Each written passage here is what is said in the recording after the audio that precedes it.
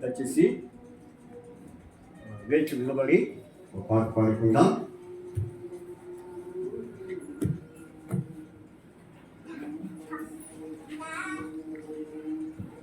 ఇంకేమడినా ఈ షీట్లో నుంచి దయచేసి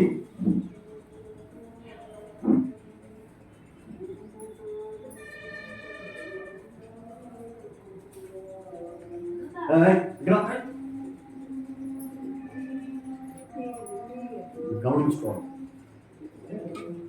అవే గమనింది అమ్మాయి.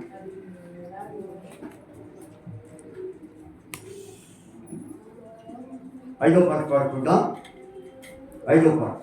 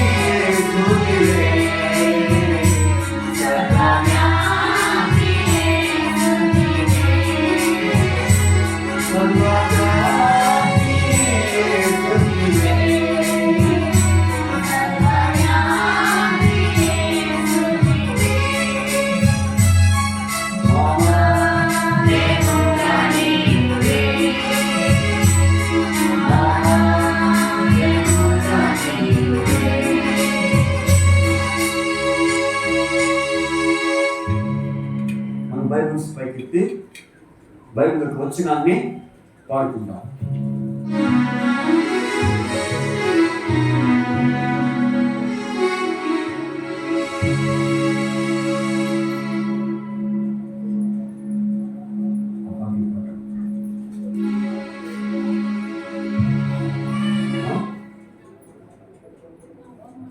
నాతో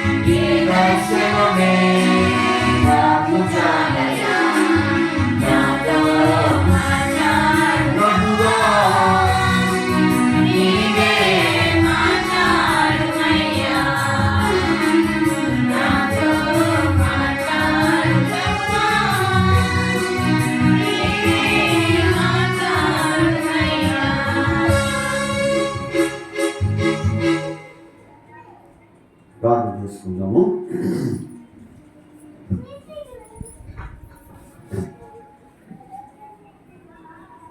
ప్రార్థన చేసుకుందాం.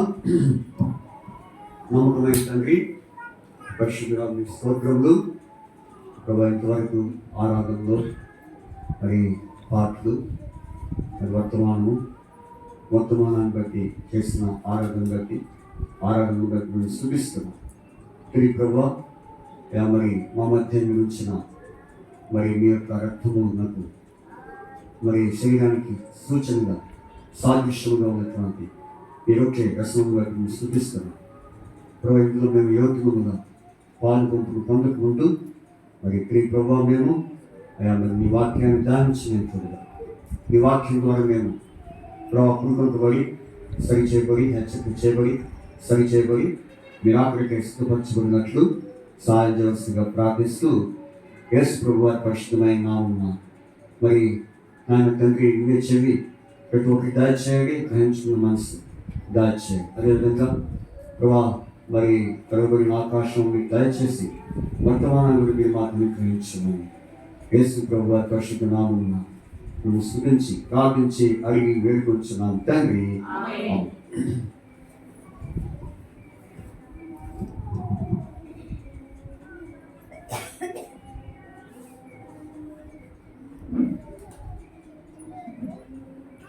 దేవుని వాక్యాన్ని మరి ధ్యానించుకుందాం. మన అంశము కీర్తన 7వ అధ్యాయము 17వ వచనం చదువుకుందాం. మొదటి సెక్షన్లో ఆరాధన దేవుడు మనకు అనుగ్రహించిన అంశం ఇది. కీర్తన 7:17. యెహోవా న్యాయము విధించువాడిని, నేను ఆయనకు కృతజ్ఞతాస్తులు చెల్లించదును. సర్వోన్నతుడైన యెహోవా నామమును కీర్తించదును. కాబట్టి దావీదు మరి సెక్షన్లో ఆరాధన మనం చూసిన వాక్యం ఇది. దావీదు దేవుని స్తుతించేవాడిగా ఉంటున్నాడు. దావీదు దేవునికి కృతజ్ఞతాస్తులు చెల్లించినాడు. దేని బట్టి అంటే యెహోవా న్యాయమును బట్టి, ఆయన న్యాయము విధించడం బట్టి దావీదు దేవునికి కృతజ్ఞతాస్తులు చెల్లించాడు. తను ఏ స్థితిలో ఉండి, ఏ పరిస్థితిలో ఉండి తను దేవునికి కృతజ్ఞతాస్తులు చెల్లించాడో మనం చూస్తూ వచ్చాం. కాబట్టి న్యాయము, తనకున్నటువంటి స్థితిగతులు, పరిస్థితులు, ప్రాణశత్రువులు, ప్రాణ భయాలు, ఎన్నో బెదిరింపులు, ఎన్నో కష్టములు, శోధనలు, ఇరుకులు, ఇబ్బందులు, చిక్కులు, ఇవన్నీ కూడా తన జీవితాన్ని చుట్టుముట్టినప్పటికి కూడా తను ఒకటే గురి పెట్టుకున్నాడు. దేవుడు ఎవరంట? న్యాయకర్త. ఆయన ఎవరు? మనంతా చదివాం. దావీదు ఏమన్నాడు? ఆయన నాకేమన్నాడు? న్యాయకర్త ఉన్నాడు. ఆయన న్యాయకర్త, న్యాయం చేసేవాడు, న్యాయాధిపతి. కాబట్టి న్యాయం చేయడానికి ఇష్టమైన వాడని కొన్ని రెఫరెన్స్ ద్వారా మనం చూసాం. సరే, ఇప్పుడు ఎటువంటి న్యాయాన్ని బట్టి దేవునికి కృతజ్ఞతాస్తులు చెల్లించాడో 5 సంగతులు మనం చూసాం. మొట్టమొదటిగా చూస్తే యెషయా గ్రంథం 5:27 ఆయన న్యాయంలో కల్పించేది విమోచన. ఏంటిది? విమోచన. కాబట్టి సియోనుకు తిరిగి వచ్చిన వారికి న్యాయం చేతను, నీతి చేతను వారికి విమోచన కలుగు చేసిన విమోచన. కాబట్టి దావీదు జీవితంలో కూడా విమోచనకి అనుభవం. 51 కీర్తన అంతా కూడా దానికి విమోచించబడిన కీర్తనని. కాబట్టి దావీదు విమోచించబడిన వాడిగా ఉన్నాడని దేవునికి కృతజ్ఞతాస్తులు చెల్లించాడు. అట్లాగే మనం కూడా మన జీవితాన్ని దేవుడు మనకు విమోచన కలుగు చేశాడు. ఆ విమోచనే చివరికి ఎక్కడికి కారణం? దేని కారణంగా ఉంది? రక్షణకు. కాబట్టి రక్షణ బట్టి ఆయన మనకు కలుగు చేసిన విమోచన, రక్షణ బట్టి ప్రభువును మనము ఆరాధించాం. రెండవది కీర్తన 172 ఏమని రాయబడింది? నీ ఆజ్ఞలన్నీ న్యాయములు. దావీదు జీవితంలో ఆజ్ఞలన్నీ కూడా దేవుడు ఆయనకి ఎంతో న్యాయంగా కనిపించినాయి. అట్లాగే ఆ ఆజ్ఞలే, ఏ ఆజ్ఞలు? మొట్టమొదటిగా దేవుడు మనకి ఇచ్చిన 10 ఆజ్ఞలు. కాబట్టి మోషే ధర్మశాస్త్ర శాస్త్ర గ్రంథంలో 10 ఆజ్ఞలు అనుగ్రహించిన వాడిగా ఉన్నాడు. మీ దేవుని యెహోవా మీకు అనుగ్రహించు అనే మాట. కాబట్టి ఈ ఆజ్ఞలను దేవుడు మనకు అనుసరించడానికి, పాటించడానికి మనకు అనుగ్రహించిన వాడిగా ఉన్నాడు. కాబట్టి ఏ ఆజ్ఞలు? న్యాయంతో కూడిన ఆజ్ఞలు. తర్వాత మూడవది మనం చూస్తే కీర్తన 97 నీతి న్యాయం కలిగిన. కాబట్టి నీతి న్యాయములకు ఆయన సింహాసనం ఆధారము. కాబట్టి దేవుడు నీతి న్యాయములు ఇష్టపడేవాడిగా ఉన్నాడు. కాబట్టి దేవుని న్యాయంలో ఏముంది? నీతి. కాబట్టి ప్రభు ఎలాంటి వాడు? నీతి. మన నీతిమంతులు కాకపోయినప్పటికీ ఆయన నీతిమంతుడిగా ఉండి మనల్ని నీతిమంతుడిగా మనల్ని తెచ్చిన వాడిగా ఉన్నాడని మనం ఆరాధిస్తూ వచ్చాం. తర్వాత 4వదిగా మనం చూస్తే కీర్తన 146 బాధింపబడి వారికి ఆయన ఏం తెచ్చును? న్యాయం. బాధలో ఉన్న వారికి న్యాయము తెచ్చును. కాబట్టి ఆయన బాధింపబడిన వారి విషయంలో దృష్టి ఉంచేవాడిగా ఉన్నాడు. ఎందుకని? వారికి సహాయం చేయటకు. దేనికి? సహాయం చేయటకు. బాధలో ఉన్న వారికి న్యాయం చేసి వారికి సహాయం చేసే దేవుడిగా ఉన్నాడు. దావీదు జీవితంలో కూడా అదే అనుభవం పొంది ఉన్నాడు. దావీదు ఎన్నో బాధలు, ఎన్నో కష్టములు, ఇబ్బందులు ఎదుర్కొన్నప్పటికీ కూడా దేవుడు ఏం చూశాడు? న్యాయము. కాబట్టి ఆ న్యాయమే ఆయనకు సహాయం చేయడానికి కారణంగా ఉంటుంది. మనకు కూడా దేవుడు మనకు ఏం చేస్తూ వచ్చాడు? మనకు అనేక విషయాల్లో, అనారోగ్యంలో, వ్యాధి బాధల్లో, అన్నిట్లో ఆయన మనకు నేటి వరకు సహాయకుడిగా ఉంటూ వచ్చాడు. దాన్ని బట్టి మనం ప్రభుని ఆరాధిస్తూ వచ్చాం. చివరిగా మనం ఏం చూసాము? కీర్తన ఏమన్నారు చూడండి, కీర్తన 9వ అధ్యాయం 8వ వచనంలో యథార్థత. ఆయన న్యాయంలో ఏముంది? యథార్థత. కాబట్టి దేవుడు ఎలాంటి వాడంటే యథార్థవంతుడు. ఇవి మరి దావీదు జీవితంలో దేవుడు ఆయనకి న్యాయమైనటువంటి కార్యాలు చేసినందుకు. ఒక దావీదు జీవితంలోనే కాదు, మన జీవితంలో కూడా దేవుడు మనకి ఎలాంటి వాడిగా ఉన్నాడు? ఈ 5 రకాలైన మరి న్యాయములు విధించిన వాడిగా ఉన్నాడని మనం ప్రభుని ఆరాధిస్తూ వచ్చాం. సరే, ఇప్పుడు మరి మరొక వర్తమానంలో ప్రవేశించక ముందు ఇదే వాక్యం మనం చూద్దాం. చూడండి, కీర్తన 7వ అధ్యాయం 17వ వచనం. కీర్తన 7:17. యెహోవా న్యాయం విధించు వాడిని నేను ఆయనకు కృతజ్ఞతాస్తులు చెల్లించగలను. సర్వోన్నతుడైన యెహోవా నామమును కీర్తించగలను.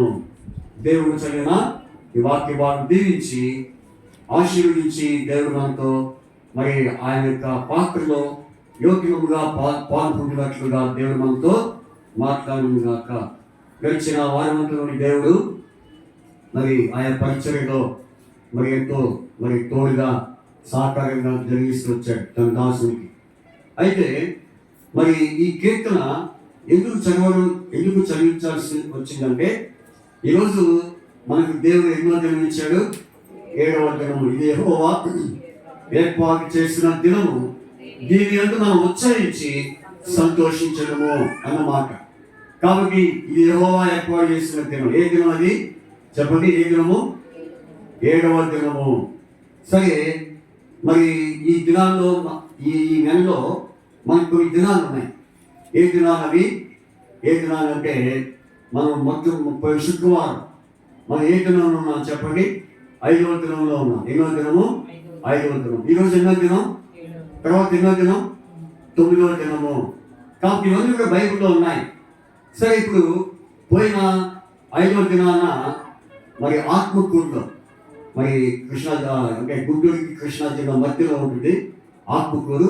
అక్కడ మరి దేవుడు ఈ వాక్యం ద్వారా మరి ఎన్నో రీతులుగా అక్కడ ఉన్నటువంటి వారితో దేవుడు మాట్లాడుతూ వచ్చాడు. యెహెజ్కేలు 1వ అధ్యాయము మరి 1వ వచనంలో చూస్తే క్రీస్తు పూర్వం మరి 30వ సంవత్సరం 4వ నెల 5వ దినము అని రాయబడింది. 4వ నెల 5వ దినము. ఆ తర్వాత 3వ వచనంలో 5వ సంవత్సరము 4వ నెల 5వ దినము. అయితే ఏం జరిగిందంటే యెహోవా హస్తము యెహెజ్కేలు మీదికి వచ్చింది. కాబట్టి అక్కడ ఆత్మకూరులో మరి ఈ వాక్యాన్ని ఆధారం చేసుకొని మరి 7 హస్తాలు, దేవుని హస్తాలు ఎటువంటి వారి విషయంలో మరి కార్యాలు జరిగిస్తుందో మరి కొన్ని విషయాలు అక్కడ ధ్యానించడం జరిగింది. కాబట్టి మరి ప్రవచనం అయితే ఈరోజు సాయంత్రము ఈ అంశం మీద మనం మాట్లాడుకుందాం. ఆసక్తి గలవారు, శ్రద్ధ గలవారు వస్తారండి, వాక్యం నుండి మరి వాక్యాలు మనకు ఎంతో ప్రాముఖ్యమైనవి. మేము ప్రజలను పంపిస్తాం. అయితే సాయంత్రం మీరు తిరిగి కూరికి మరి రావాలని మీకు ప్రేమతో మనం చేస్తున్నాం. ఎందుకంటే పోయిన శుక్రవారం మరి మీరు ఇక్కడ ప్రార్థన చేసుకున్నారు, నేను అక్కడ ఆత్మకూరులో ఉన్నాను. అందుకనే మరి ఇప్పుడు అదే మరి ఆ యొక్క వచనాన్ని ఆధారం చేసుకొని మరొక నూతనమైన రీతిగా వర్తమానాన్ని మనం ధ్యానం చేసుకుంటాం. ఎప్పుడు? ఈరోజు సాయంత్రం. కాబట్టి ప్రశాంతంగా మరి రెస్ట్ తీసుకోండి.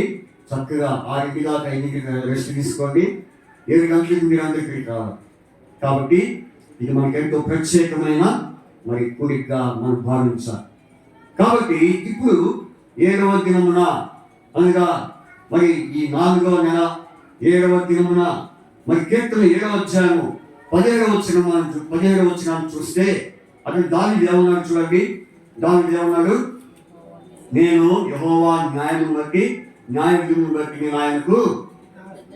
కాబట్టి ఆరాధన చేశాడు. సరే, ఇప్పుడు మనం చేయాల్సిన పని ఏంటి? ఆయన న్యాయ విధుల గురించి మనం ఎలా ప్రవర్తించాలి అనేది ఇప్పుడు అంశం. న్యాయ విధుల గురించి అంతకుముందేమో న్యాయ విధుల గురించి ఆరాధించాడు, అంతకు బాగానే ఉంది. మనం కూడా దేవుని ఆరాధించాము. ఇప్పుడు న్యాయ విధులను బట్టి మనం ఏ విధంగా ప్రవర్తించాలి, ఆ న్యాయ విధుల్లో ఉన్నటువంటి హెచ్చరిక ఏమిటో ఇప్పుడు కొన్ని విషయాలు మనం చూద్దాం. అయితే ఆ విషయాలు చూడకముందు ఒక అంశం ఉంది, చూడండి. ఆ అంశం కీర్తన గ్రంథం చూడండి. కీర్తన 119, కీర్తన 119, 108. మనము ఆ సంగతులు ధ్యానించక ముందు కీర్తన 119, 108 వచ్చినాన్ని మరి జాగ్రత్తగా చదువుదాం. 119, 108 వచ్చిన. యెహోవా, నా నోటి స్వేచ్ఛాత్మను అంగీకరించుము, నీ న్యాయములను నాకు నన్ను చెప్పండి, నీ న్యాయములను నాకు బోధింపుము. ఇప్పుడు ఏం బోధించబోతున్నాడు దేవుడు? చెప్పండి, ఏం బోధించబోతున్నాడు? న్యాయములు. అంతకుముందేమో న్యాయముల గురించి చెప్పు సంగతులు అని మాట మనం చూస్తే, ఇప్పుడేమో న్యాయముల గురించి బోధింపుము. ఇప్పుడు మనకి ఏం బోధింపబోతున్నాడు దేవుడు? న్యాయ విధులు. అయితే దేవుని యొక్క న్యాయ విధుల్లో ఎటువంటి కార్యం, అంటే ఎటువంటి హెచ్చరిక మనం కలిగి ఉండాలో ఒక్కొక్క విషయాన్ని మనం చూద్దాం. క్లుప్తంగానే మరి మనం చూసుకుందాం. చూడండి, కీర్తన 119, 39 వచ్చిన. కీర్తన 119, 35 వచ్చిన. కీర్తన 119, 35 వచ్చిన. చదవండి. నీ ఆజ్ఞలను చూచి నేను ఆనందించినాను. 39 వచ్చిన. 39, నీ న్యాయ విధులు ఉత్తమములు, నాకు భయం పుట్టించున్న నా అవమానములు కొట్టివి. నీ న్యాయ విధులు ఉత్తములు. కాబట్టి దేవుని న్యాయ విధులు అట్లాంటివి ఉత్తములు. కాబట్టి ఆయన న్యాయ విధులు ఉత్తములై ఉన్నవి కనుక మరి అక్కడ మనం చూస్తే దేవుని న్యాయ విధులు ఎలాంటివి? ఉత్తమములు. ఉత్తమములు అంటే శ్రేష్టమైనవి, లేకపోతే అవి ఎంతో మరి ప్రశస్తమైనవిగా మనం చెప్పుకోవచ్చు. దేవుని న్యాయాలు మనకు ఉత్తమమైనది, అంటే అది ముఖ్యమైనది. అందుకనే మరి దేవుని వాక్యం ఏమో రాయబడింది, యెహోవా రుచి చూచి ఎరిగి తెలుసు, యెహోవా ఉత్తముడని రుచి చూచి తెలుసుకోమంటున్నారు. కాబట్టి ఆయన ఉత్తముడు, ఆయన న్యాయ విధులు ఉత్తమమైనవి. అందుకనే ఆయన న్యాయ విధులు ఉత్తమమైనవి కాబట్టి మనం ఏం చేయాలి? ఉత్తమమైన కార్యాలు చేయాలి. కాబట్టి దేవుని యొక్క న్యాయ విధులు ఎట్లాంటివన్నీ ఉత్తమమైనవి, అవి ఎంతో మంచివి, అవి ఎంతో శ్రేష్టమైనవి. కాబట్టి ఉత్తమమైన వాటిని మనము ఎంచుకోవాలి. ఏది ఉత్తమమైంది ఇప్పుడు మనం చూద్దాం. రోమపత్రిక చూడండి. రోమపత్రిక 12 వచ్చాయి. రోమపత్రిక 12, రోమపత్రిక 12 వచ్చాయి. రోమపత్రిక 12 అధ్యాయము, రోమపత్రిక 12వ అధ్యాయము చూడండి. 1 వచ్చిన. కాబట్టి సహోదరులారా, పరిశుద్ధమును దేవునికి అనుకూలమునైన సజీవ యాగముగా మీ శరీరమును ఆయనకు సమర్పించుకుని దేవుని వాత్సల్యమును బట్టి మిమ్మల్ని బతిమాలుకొనుచున్నాను. ఇట్టి సేవ మీకు యుక్తమైనది. మీ లోక మర్యాదను అనుసరింపక ఉత్తమమును అనుకూలము సంపూర్ణమునై ఉన్న దేవుని చిత్తమేదో పరీక్షించి తెలుసుకున్నట్లు మీ మనసు మారి నూతనముగా ఉన్న రూపాంతరము. కాబట్టి ఉత్తమము. ఈ లోక మర్యాదను అనుసరించకపోవడమే ఉత్తమము. అది ఉత్తమం. ఏది ఉత్తమం అంటే ఈ లోక మర్యాదను అనుసరించకపోవడమే ఉత్తమము.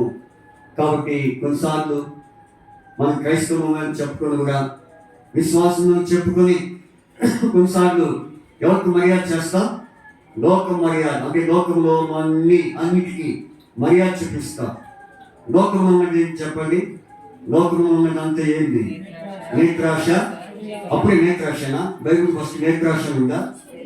మీ సరి వాక్యం చూసి చెప్పండి. మొదటి యోహాను పత్రిక చూడండి. మొదటి యోహాను పత్రిక ఏమని రాయబడింది? 2వ అధ్యాయము మొదటి యోహాను పత్రిక. చదువు త్వరగా. లోకములో ఉన్నదంతయు అనగా శరీరాశయు నేత్రాశయం, ఇదంతా ఏం చెప్పండి? శరీరాశ, తర్వాత ఆశ, నేత్రాశ, జీవపు డమ్ము. ఇవన్నీ లోకంలో ఉన్నవి. అందుకనే ఈ లోక మర్యాదలు అనుసరింపక అంటే మనం వీటిని అనుసరించాలి. లోకంలో ఉన్నవారు వీటిని అనుసరిస్తారు. వీటిని శరీరాశ, నేత్రాశ, జీవపు డమ్ము, వీటికి మర్యాద చూపించేవాడిగా ఉంటున్నారు. ఎంత దైన్యమైన పరిస్థితి! ఎంత వాక్యం ఉన్నప్పటికీ కూడా ఎన్ని సంవత్సరాల తరబడి దేవుని సన్నిధికి వస్తున్నారు, కానీ దేనికి మర్యాద చూపిస్తున్నారు? దేనికి? లోక సంబంధమైన వాటికి. ఇది ఎంతో దైన్యమైన పరిస్థితి, విచారంతో కూడిన పరిస్థితి ఈనాడు. అది మనం చూస్తున్నాం. కాబట్టి సహోదర సహోదరి, ఈ లోక మర్యాదను అనుసరింపకపోవడమే ఉత్తమము. ఒకవేళ ఈ లోక మర్యాదలను అనుసరిస్తున్నామంటే ఉత్తమమైనవి చేయట్లేదు. కాబట్టి పరీక్షించుకుందాం. ఎన్నిసార్లు ఆరాధన చేసినా, ఎన్నిసార్లు మందిరానికి వచ్చి వాక్యం విన్నా, ఇంకా నువ్వు దేనికి మర్యాద చూపిస్తున్నా? లోకానికి, లోకంలో ఉన్న వాటికి మర్యాద చూపిస్తున్నావు. కానీ దేవునికి ఏమైనా మర్యాద ఇస్తున్నావా? దేవునికి ఏదైనా మర్యాద చూపిస్తున్నావా? చూడండి, ఉదాహరణగా మనం ఒక పొజిషన్లో ఉన్నాం అనుకోండి, లేకపోతే మన ఇంటికి ఎవరు వచ్చారనుకోండి, సపోజ్ మన ఇంటికి ఎవరు వస్తే మనం ఏం చేస్తాం? వారికి మర్యాద ఇస్తాం. మర్యాద ఇచ్చిన తర్వాత పోయేటప్పుడు ఏం చెప్పిపోతారు చెప్పండి? ఏం చెప్పిపోతారు? పోయేటప్పుడు ఏం వాస్తవం ఏం చెప్పిపోవాలి? చాలా థ్యాంక్స్ అని చెప్పాలి. అసలు ఏం చెప్పకుండా పోతే ఎక్కడికి మీకు? ఎక్కడికి? వీరికి మర్యాద ఇచ్చే కంటే అనుకున్న వారికి మర్యాద ఇస్తే మేలన్నట్టుగా మనం కోపడతాం కదా. మనం వారికి మర్యాద చూపించినప్పుడు వాళ్ళు మనకి ఏం చూపించుకోవాలనుకుంటామో? మర్యాద అని. కనీసం థ్యాంక్స్ అన్న చెప్పారా అన్న మరి కోపాలు మన జీవితంలో వస్తున్నాయి. మనకి ఎంత కోపం ఉంటే దేవుడికి ఇంకెంత కోపం ఉండాలి. కనుక దేవునికి మర్యాద ఇస్తున్నావా? ఆయనకు మర్యాద ఇవ్వకపోతే ఆయనకి ఏమొస్తుంది? మన మీద కోపము. కాబట్టి ఏంటి మర్యాద అంటే? ఆయన మాటలో మర్యాద. మరి లూకా సువార్త 10:16 రాయబడింది, మీ మాట విన్నవాడు నా మాట విను. అంటే ఏంటి అర్థం? మీకు మర్యాద, మీకు మర్యాద చూపిస్తే నాకు మర్యాద చూపించినట్టు అర్థం. ఆ మాటకి అర్థం. చదవండి 10:36.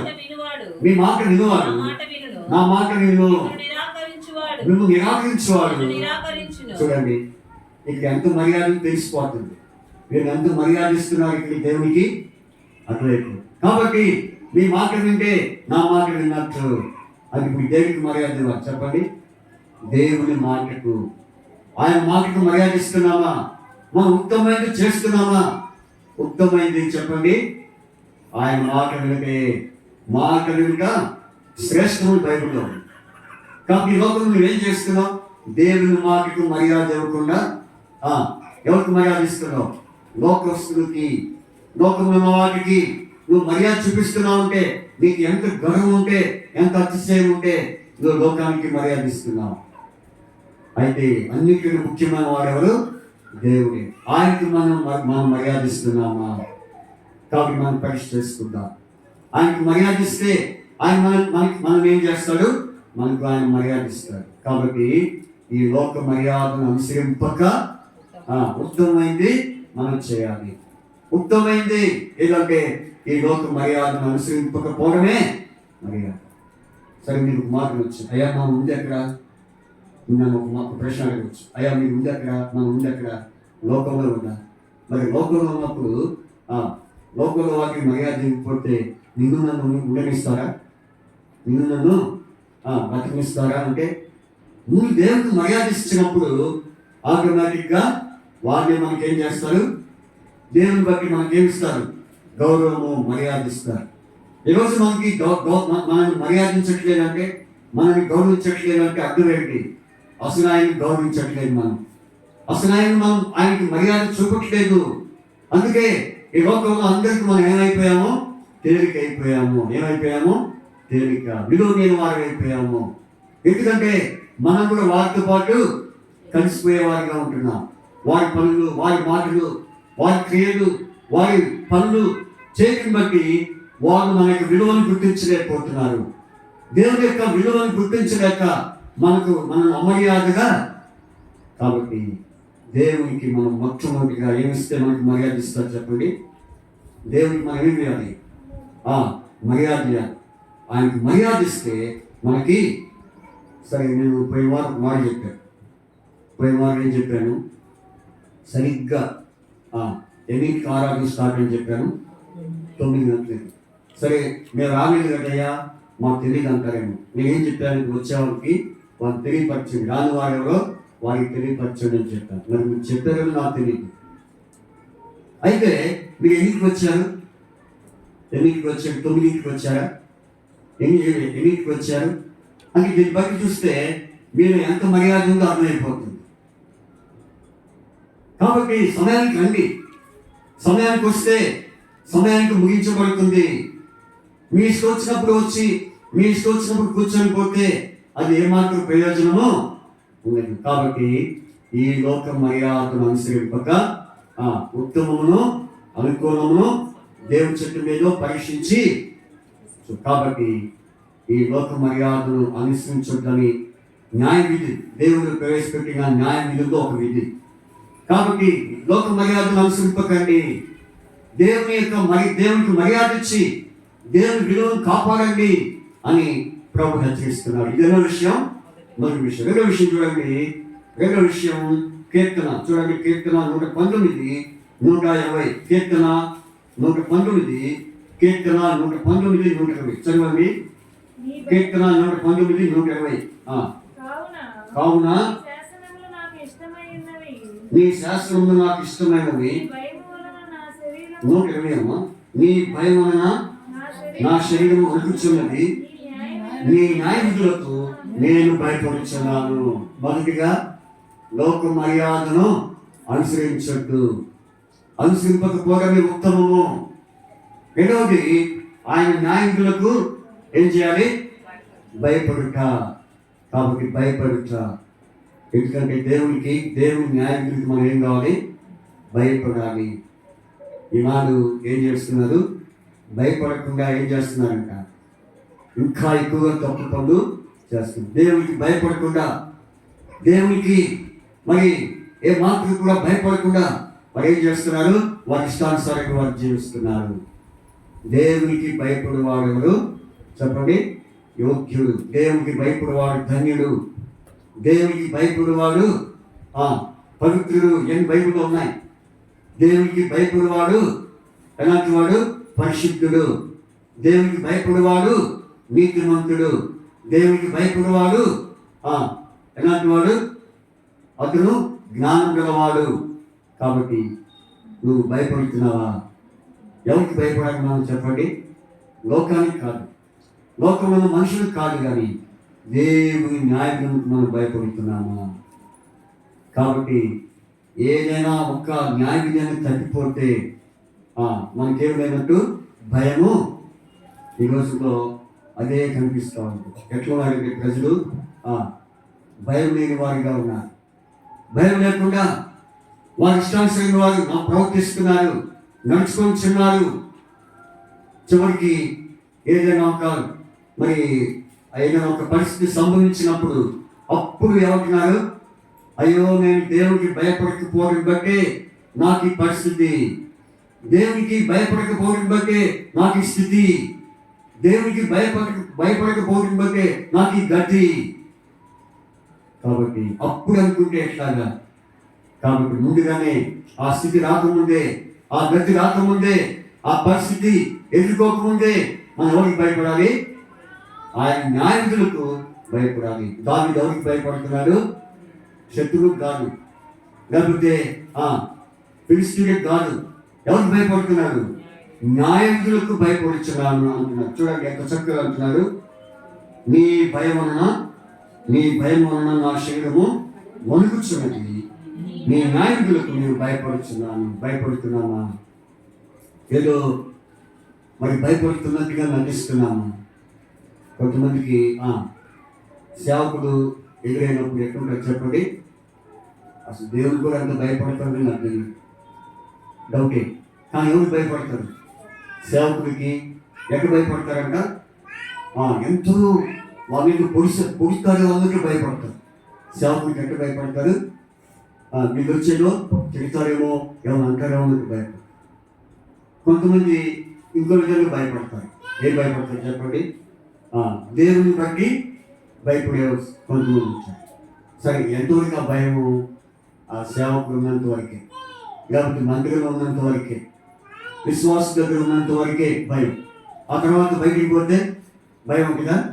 ఉండదు. భయపడకుండా ఆ భయాన్ని వారు మర్చిపోయి ఏం చేస్తారు? ఇష్టం వచ్చినట్లుగా ప్రవర్తిస్తారు, ఇష్టం వచ్చినట్లుగా మాట్లాడతారు.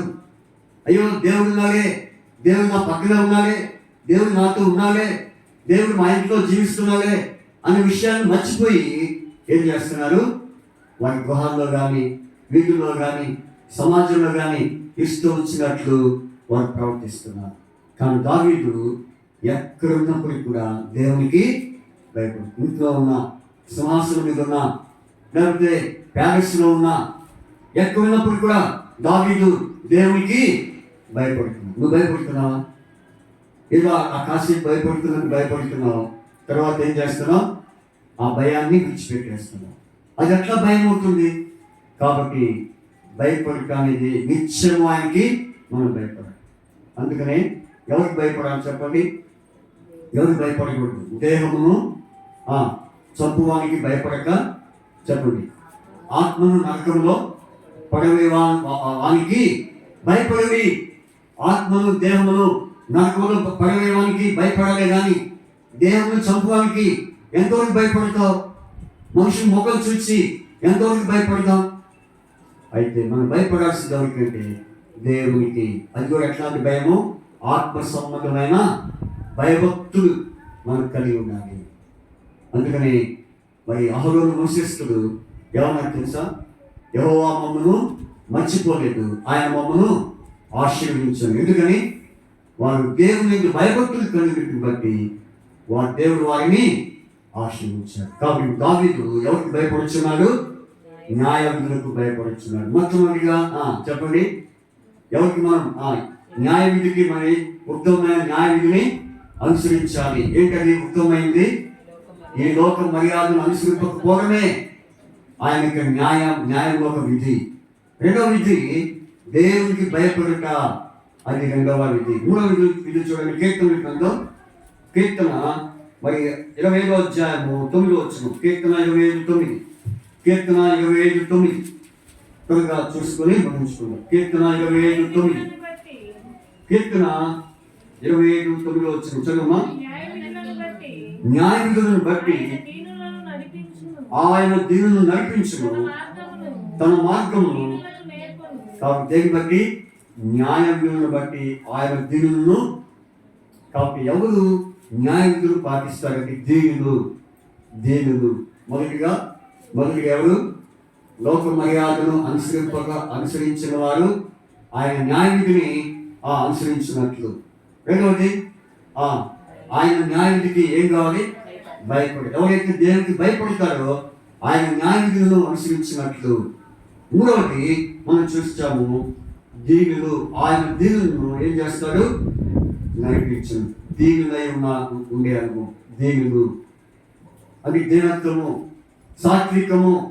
కాబట్టి ఇవన్నీ కూడా వినయము, విధేయత, ఇదంతా కూడా దీనత్వానికి మరి కారణము. కాబట్టి మనం కూడా దేవుని యందు వినయంతో, విధేయతతో, సాత్వికంతో ఎప్పుడైతే మనం జీవిస్తామో, దేవుని మార్గంలో జీవిస్తామో, అప్పుడు మనం ఎవరు చెప్పండి? దీనులైన వారు ధన్యులు మీరు. కాబట్టి దీనులైన వారు ధన్యులు. ఎవరైతే దీనులుగా ఉంటారో దేవుడు వారిని ఏం చేస్తాడు? జ్ఞానెత్తుతాడు, వారిని అభివృద్ధి చేస్తాడు, వారిని దేవుడు హెచ్చిస్తాడు. ఇంకో విషయం, దీనునికి ఉన్న వ్యతిరేకం చెప్పండి. దీనత్వానికి ఉన్న వ్యతిరేకం అతిశయము, లేకపోతే గర్వం, అహంకారం. ఇవన్నీ కూడా దీనత్వానికి వ్యతిరేకము. అయితే ఈ అహంకారము, మరి గర్వము, అతిశయము ఎవరి పని చెప్పండి? ఎవరి పని? చెప్పే సాతాను పని. అయితే దీనత్వం అనేది ఎవరి పని? దేవునిది. ఎందుకంటే యేసు ప్రభువు వారు కూడా చివరికి సిలువ ఎక్కే సమయం వరకు ఎలా ఉన్నాడు? దేవుడిగా ఉన్నాడు. వదుకు తేబడిన గొర్రె బొచ్చు కత్తిరించు అని గొర్రె వలె ఆయన దీనత్వము కలిగి ఉన్నాడు. ఆయన దీనత్వమే మనము కూడా కలిగి ఉన్నాడు. మనకు దీనత్వం ఉంటే దేవుడు మనల్ని హెచ్చిస్తాడు. కాబట్టి మనకున్న స్థితి, మనకున్న పొజిషన్ బట్టి, మనకున్న హోదాను బట్టి గర్విస్తే, అతిశయిస్తే దేవుడు ఏం చేస్తాడు? ఆ ఉన్నది కూడా కాస్త ఉడబీకేస్తాడు. బైబిల్లో ఒక ఆయన్ని అట్లాగే చేశాడు. ఎవరిని? సౌలుని దేవుడు ఏం చేశాడు? సింహాసనం నుంచి దింపాడు. ఎందుకని?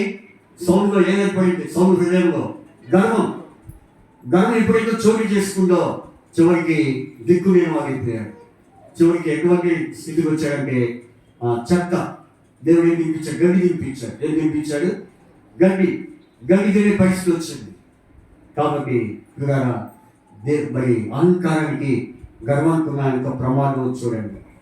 అహంకారము, గర్వము ఎంతో ప్రమాదం. అందుకని మనలో ఏ కనిపించాలి? దీనత్వం. వేసుకుగా ఉన్నాడు.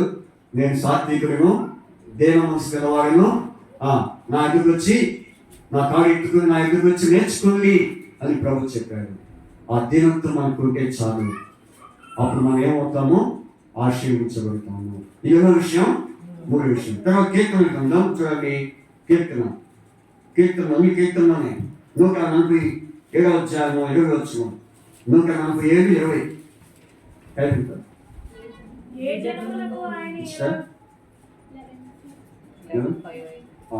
కీర్తన గ్రంథం 147 అధ్యాయం. కీర్తన 147, 19 వచనం చదవండి. ఆయన తన వాక్యము యాకోబునకు తెలియజేసెను, తన కట్టడలను తన న్యాయ విధులను ఇశ్రాయేలుకు తెలియజేసెను. ఏ జనములకు ఆయన ఇలా చేసి ఉన్నది, ఆయన న్యాయ విధులు వారికి తెలియకయే ఉన్నవి. యెహోవాను స్తుతించుడి. చూసారా? ఆయన తన వాక్యము యాకోబునకు తెలియజేశాడు. తర్వాత తన కట్టడలను, తన న్యాయ విధులను ఇశ్రాయేలుకు తెలియజేసాను. కాబట్టి తన న్యాయ విధులను ఇశ్రాయేలుకు తెలియజేశాడు. ఏకా న్యాయ విధి అంటే 19 వచనం మొదటి తన వాక్యము. కాబట్టి వాక్యం అనేది న్యాయ విధుల్లో మరి ప్రాముఖ్యమైనది. కనుక వాక్యము అనేది ఎంతో ముఖ్యం. వాక్యం ఎవరు తెలియజేశాడు చెప్పండి? యాకోబుకి దేవుడు వాక్యాన్ని తెలియజేశాడు. అయితే ఇంకొకరు ఉన్నారు. ఎవరు వాళ్ళు? ఐగుప్తీయులు. ఇశ్రాయేలుకు యాకోబు ఎప్పుడైతే దేవుని వాక్యం విన్నాడు, తర్వాత ఏమైనా యాకోబు చెప్పండి.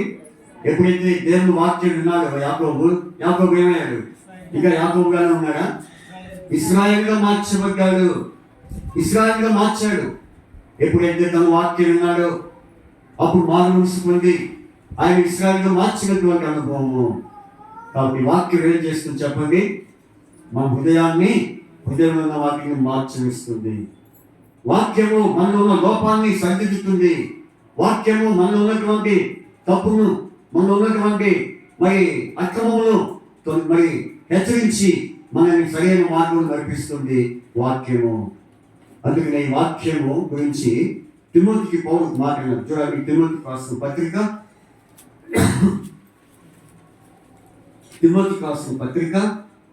2 తిమోతి 3వ అధ్యాయం. 2 తిమోతి 3వ అధ్యాయము 16-17 వచనాలు చదవండి.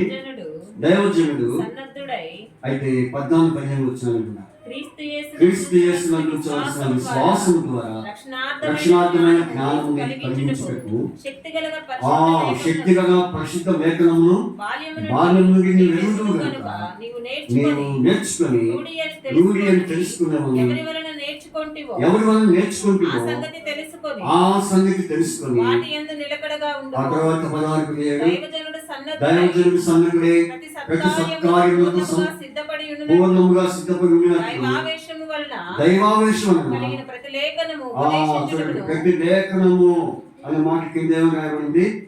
దైవావేశం వలన కలిగి.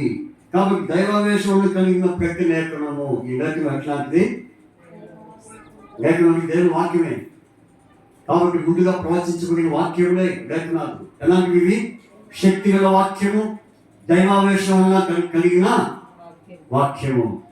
కాబట్టి ఈ వాక్యాన్ని ఏం చేస్తున్నాం?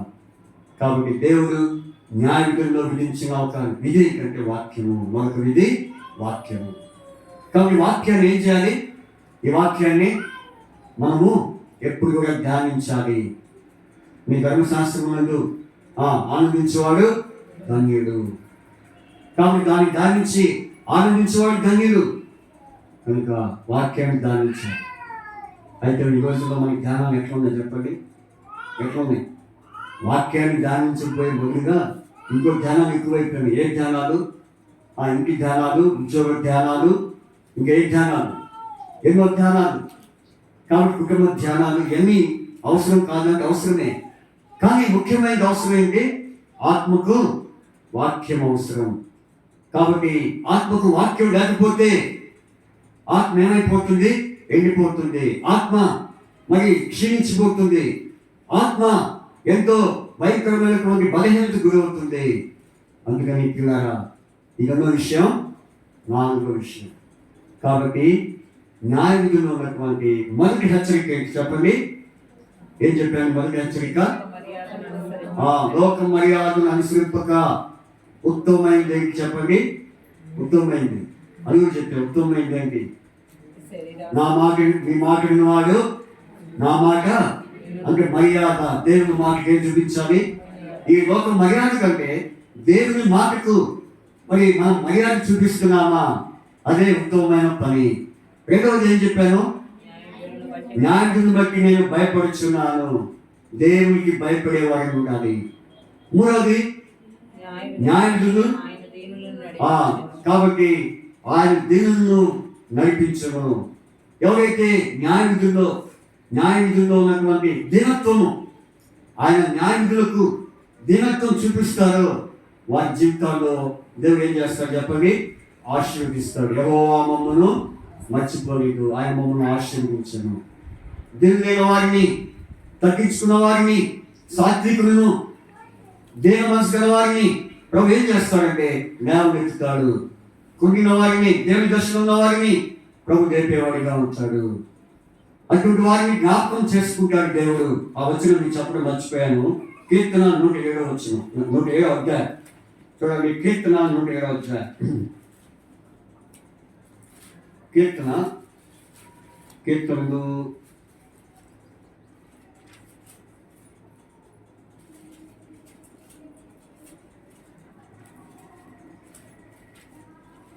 కీర్తనలు ఒకసారి 135 వచ్చాను అనుకుంటాను. 136 వచ్చాను. 136 అధ్యాయము 23 వచ్చిన. మనము దేవుని దర్శనం ఉన్నప్పుడు ఆయన మన జ్ఞాపకము. కాబట్టి ఎవరిని దేవుని జ్ఞాపకం చేసుకుంటారంటే దేవుని దర్శనం ఉన్నవాడు. తర్వాత 4వది మనం చూసాం. ఏంటది? 4వది తన కట్టడలను న్యాయములను అంటే ఏంటది? వాక్యము. వాక్యము యాకోబుకు తెలియజేసిన తర్వాత యాకోబు ఏమయ్యాడు? ఇశ్రాయేలుగా మారాడు. ఆ తర్వాత మరి ఒక పాట కూడా పాడాడు. ఏ పాట? వాక్యమును యాకోబుకు తెలియజేసిన వాడని, వాక్యమును యాకోబుకు తెలియజేసిన వాడని, ఏ జనముకి ఆగునా చేసి ఉండాలేదని,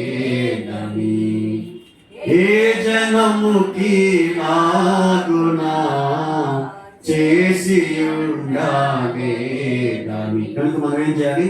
దేవునికి స్తోత్రము గానము చేయుటయే మంచిది, మనమందరము స్తుతి గానము చేయుటయే. కాబట్టి ఆయన మనకు వాక్యం తెలియజేశాడు కాబట్టి ఆయన మనం ఏం చేయాలి? స్తుతించాలి. కాబట్టి స్తుతించే అనుభవంలో ఒక విధి. ఆయన స్తుతిస్తే ఆయన ఏం చేస్తాడు? మన స్థితిని మారుస్తాడు. కాబట్టి వాక్యము మన యందు ఉంది కాబట్టి ఆ వాక్యమును బట్టి మనం దేవుని మనం ఏం చేయాలి?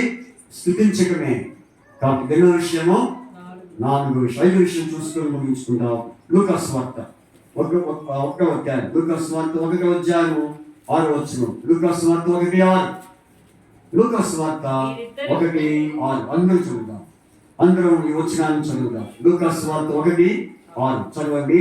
వీరిద్దరూ ప్రభు యొక్క సకలమైన ఆజ్ఞ చొప్పున న్యాయముల చొప్పున నిరపరాధులుగా నడుచుకోవచ్చు దేవుని దృష్టికి నీతిమంతులై ఉండేది. చెప్పండి. వీరిద్దరూ ప్రభు యొక్క సకలమైన ఆజ్ఞల చొప్పున న్యాయముల చొప్పునను నిరపరాధులుగా నడుచుకోవచ్చు దేవుని దృష్టికి నీతిమంతులై. వీరిద్దరు ఎవరు? వారిద్దరు భార్య భర్తలు. ఎవరు వాళ్ళు? ఎవరా భార్య భర్తలు? జకరియా జక్కయ్య.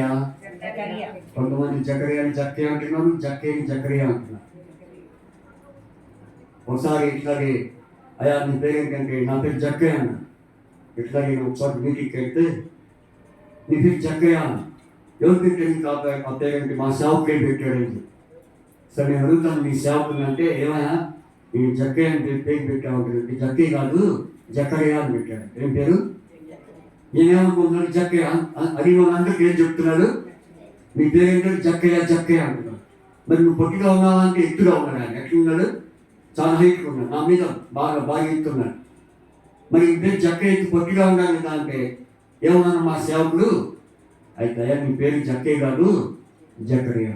సరే కొంతమందికి జకరియా అంటూ రాక ఏమంటాడు? జక్కయ్య అంటున్నారు. ఏమంటున్నారు? జక్కయ్య. ఇప్పుడు ఇంటికి ఎవరేమో జక్కయ్య జకరియా. ఎక్కరియా? జక్కరియా. జక్కయ్య కాదు. పొరపాటు జక్కయ్య అనుకున్నారు మరి. కాబట్టి ఇప్పుడు జకరియా ఎలిజబెత్తులు వారు ఏం చేశారు? న్యాయముల చొప్పున నిరపరాధులుగా. వారెవరు? నిరపరాధులు. అపరాధులు కాదు, నిరపరాధులు. ఏ విషయం నిరపరాధులు అంటే దేవుని యొక్క కట్టడం చొప్పున, ఆజ్ఞ చొప్పున, న్యాయముల చొప్పున వారు ఏం చేసుకున్నారు? ఎలా నడుచుకున్నారు?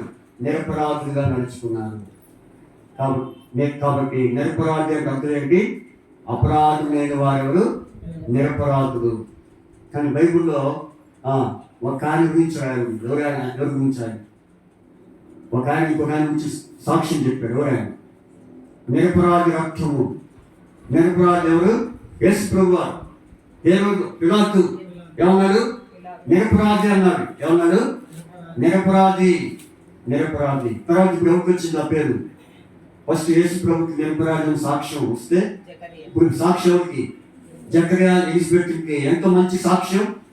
ఎవరు ఎటువంటి సాక్ష్యం కలిగినటువంటి వారు? నిరపరాధులు. ఈ రోజున నేను ఎలా ఉన్నావా? నేను చూస్తే నిరపరాధి అనుకుంటున్నారా? నేను చూడగానే ఏమనుకుంటున్నారు?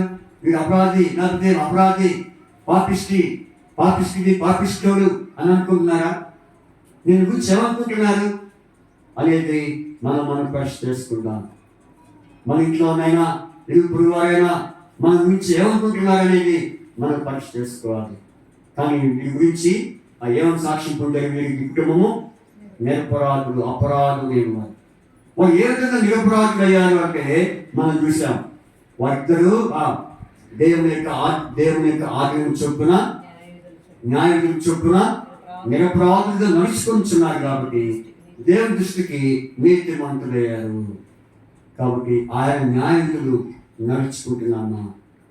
నడుచుకోవడం అంటే ఆ మార్గంలో జీవించడమే, ఆ మార్గంలో ప్రయాణం చేయడమే నడుచుకోవడం. కాబట్టి ఒకసారి నేను పరీక్ష చేసుకో. కాబట్టి దావీదు యెహోవా న్యాయములను బట్టి ఏం చేశాడు?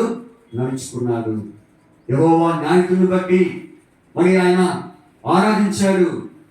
తర్వాత ఆయన న్యాయములను బట్టి ఆయన ఎంతో జాగ్రత్తగా మరి జీవిస్తూ వచ్చాడు. మనం కూడా మరి దావీదు వలె న్యాయవిధులను మనం పాటించి న్యాయవిధులను అనుసరించి దేవుని దృష్టికి మనము ఏం కావాలి?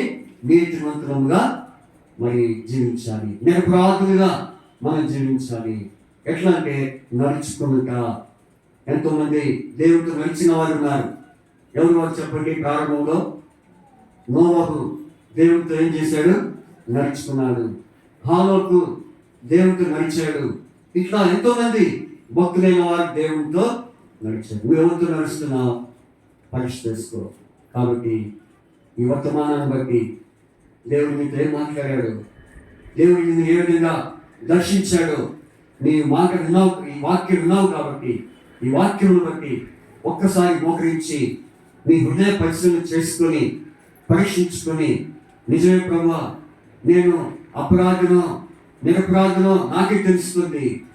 అయితే నేను అపరాధన అయితే నన్ను నిరపరాధిగా చెయ్యి. నీ దృష్టికి నేను నీతిమంతుడిగా, నీ దృష్టికి నేను మరి నీతిమంతురాలుగా నడుచుకోవడానికి నాకు నీ విధులను పాటించే జ్ఞానం నాకు దయచేయమని ఒక చిన్న ప్రార్థన చేస్తున్నాం. దేవుడిగా మరి యువకమైన రీతిలో ఈ ప్రభుత్వంలో మనం పాల్గొంటూ పొందుకుందాం. మరి మోకరించండి, ఒక నిమిషం ప్రార్థన ఉందాం.